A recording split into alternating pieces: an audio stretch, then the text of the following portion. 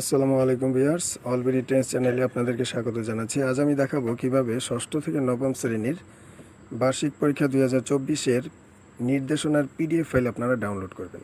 তো এজন্য ভিউয়ার্স, প্রথমে আপনাদের মোবাইল থেকে ক্রোম ব্রাউজারটি ওপেন করুন।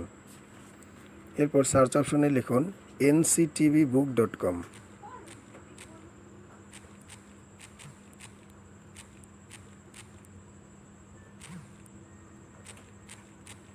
লিখে সার্চ করুন।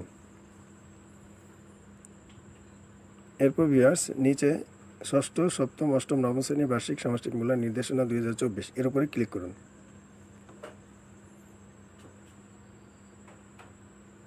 এরপর নিচে স্ক্রল করে আসুন। দেখুন, এখানে যেই শ্রেণীর পিডিএফ ফাইল আপনি ডাউনলোড করবেন, আপনি সেই শ্রেণীর ডান পাশে পিডিএফ ফাইলের উপরে ক্লিক করুন।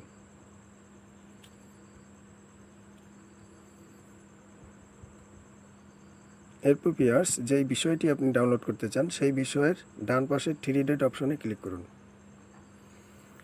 এরপর এখান থেকে ডাউনলোড অপশনে ক্লিক করলেই ফাইলটি আপনার ফাইল ম্যানেজার অপশনে জমা হবে, সেখান থেকে আপনি দেখে নেবেন। ওকে ভিউয়ার্স, এই ছিল সম্পূর্ণ ভিডিওটি। আজকের মতো এই পর্যন্তই। সকলে সুস্থতা কামনা করে বিদায় নিচ্ছি। আল্লাহ হাফেজ।